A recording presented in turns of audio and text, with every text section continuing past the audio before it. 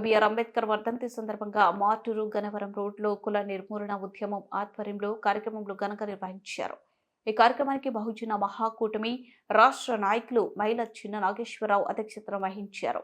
ముందుగా doctor BR Ambedkar చిత్రపటానికి అఖిల భారత విప్లవ మహిళా సంఘం రాష్ట్ర ప్రధాన కార్యదర్శి సుజాత పూలమాలలు వేసి ఘనంగా నివాళులర్పిస్తూ కుల నిర్మూలన ఉద్యమాలు వర్ధిల్లాలని నినాదించారు.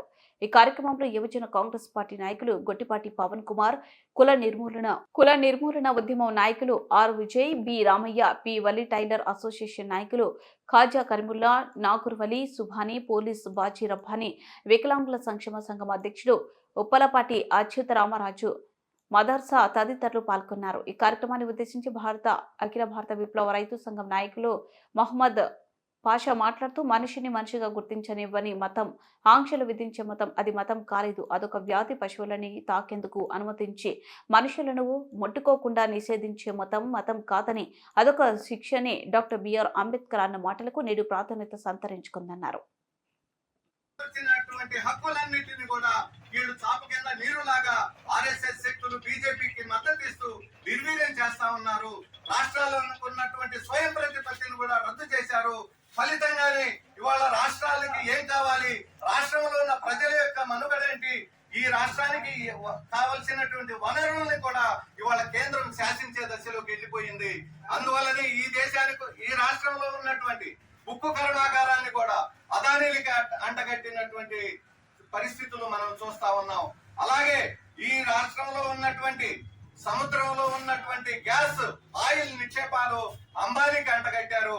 అదే సంపద మన రాష్ట్రానికి కేటాయించుకుంటే ప్రతి ఒక్క సిలిండరు, గ్యాస్ సిలిండరు 100 రూపాయలకి ఇవ్వచ్చు, లీటర్ పెట్రోల్ 10 రూపాయలకి ఇవ్వచ్చు.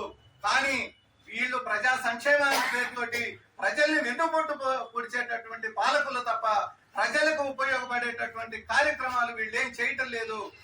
సంపద మొత్తం కార్పొరేట్ సంస్థలకి దోచి పెడతా ఉన్నారు. కార్పొరేట్లని వ్యతిరేకిస్తున్నామని ఒక పక్క చెబుతూనే రెండో వైపున సంపద మొత్తాన్ని కూడా ప్రైవేట్ పరం చేస్తూ, పరిశ్రమల్ని ప్రైవేట్ పరం చేస్తూ, అంబేద్కర్ యొక్క ఆశయాలకి తూట్లు పొడుస్తూ, రెండో వైపు అంబేద్కర్ యొక్క రాజ్యాంగంతోనే మేము అధికారంలోకి వచ్చాం, అంబేద్కర్ లేకపోతే మేము లేమని అంబేద్కర్ పేర్లు వగలాడి మాటలు మాట్లాడుతూ ఇవాళ పాలక వర్గాలు కుట్రపూరితంగా ప్రజల్ని మోసం చేస్తా ఉన్నారు. ఈ మోసాల్ని మనం గ్రహించాల్సినటువంటి అవసరం ఉంది. ఈ కుట్రల్ని, ఈ ఉన్మాదాలని, ఫ్యాసిస్ట్ చర్యల్ని మనం గ్రహించకపోతే మనం ఎప్పుడు కూడా ఇలాగే తయారవుతాం.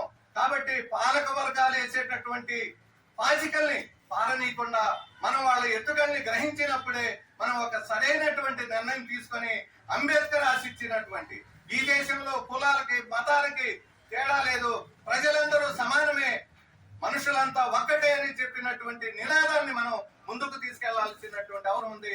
ఆ వైపుగా మనం అందరం ఆలోచన చేయాలని, అంబేద్కర్ వర్ధంతి సందర్భంగా మనం అందరం ప్రతినిపోనాలని చెప్పి నాకు ఈ అవకాశం ఇచ్చినటువంటి మిత్రులందరికీ ధన్యవాదాలు తెలియజేస్తూ సెలవు తీసుకుంటున్నాను. మాట్లాడు